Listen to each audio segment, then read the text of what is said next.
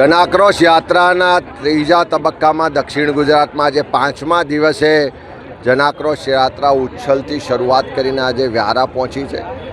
ઉચ્છલ હોય, સોનગઢ હોય, વ્યારા હોય, બધી જ જગ્યાએ હજારોની સંખ્યામાં લોકો ઉમળકાભેર યાત્રામાં જોડાઈ રહ્યા છે અને પોતાની તકલીફો, પીડા, દર્દ, આક્રોશ વ્યક્ત કરી રહ્યા છે। દરેક જગ્યાએ આદિવાસી વિસ્તારમાં જોઈએ તો ચારે તરફ મનરેગા અને નલ સે જલ યોજનામાં ઉઘાડી લૂંટ ચાલે છે। અનેક જગ્યાએ એવું કીધું કે આ ભાજપના નેતાને એમના મળતિયા ભ્રષ્ટાચારી લોકોએ નલ સે જલ યોજનાને નલ સે ધન યોજના બનાવી દીધી, કારણ કે આજ દિન સુધી ટીપું પાણી ના આવ્યું પણ લોકોની તિજોરીઓ ભરાઈ ગઈ, ગાડી બંગલા બની ગયા એવી સ્થિતિ છે। જળ જંગલ જમીનના અધિકારો માટે લોકો ખૂબ સંઘર્ષ કરી રહ્યા છે। 2006માં કોંગ્રેસની કેન્દ્રની સરકારે વન અધિકારનો કાયદો લાયા। આજે 2026 20 વર્ષ થયા, હજુ સુધી આ ભારતીય જનતા પાર્ટીની સરકાર આદિવાસી સમાજને એનો જંગલ જમીનનો અધિકાર નથી આપતી। એ જ રીતે લોકો મોંઘવારીથી પરેશાન છે। લોકો જે રસ્તામાં ખાડા છે કે ખાડામાં રસ્તો છે એ જ નક્કી કરી શકતા નથી। નેશનલ હાઈવેની પણ હાલત એટલી ખરાબ છે કે લોકોને પરિવહન કરવું મુશ્કેલ પડે છે।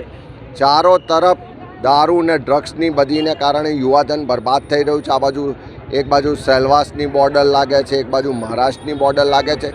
બધી બોર્ડરોથી કન્ટેનરો ભરીને દારૂ ગુજરાતમાં આવે છે, પણ અહીંની પોલીસ કે સરકાર એને રોકતી નથી, કારણ કે દર મહિને નિયમિત કરોડો રૂપિયાનો હપ્તો મળે છે। એ એમની હપ્તાખોરીને કારણે ગુજરાતનું યુવાધન બરબાદ થઈ। આજે નગરપાલિકાના ભ્રષ્ટાચારની વાત કરી, તમે જોઈ શકો છો કે જે એસટી નિગમની માલિકીની જગ્યા પર નગરપાલિકાએ દુકાનો બનાવીને વેચી દીધી। આ જ નગરપાલિકામાં લોકો ટેક્સ ભરે છે પણ એના પ્રમાણમાં પીવાનું શુદ્ધ પાણી નથી મળતું, સફાઈની વ્યવસ્થા નથી થતી। અનેક વિસ્તારો જે ગરીબ વિસ્તારો છે એમાં આજે પણ પાયાની સુવિધાઓ નથી મળતી।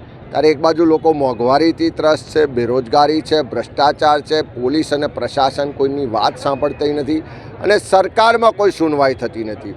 ત્યારે એ સંજોગોમાં લોકો આ જનાક્રોશ યાત્રાના મંચ પર આવી અને પોતાની વાત રજૂઆતો કરી રહ્યા છે।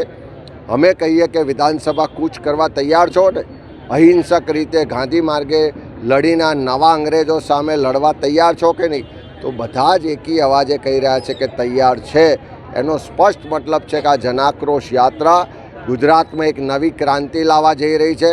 એનો સ્પષ્ટ મતલબ છે કે આ જનાક્રોશ યાત્રાના માધ્યમથી 2027માં જે પરિવર્તન થવાનું છે એનો શંખનાદ ગુજરાતની જનતા યાત્રાના માધ્યમથી ફૂંકી રહી છે।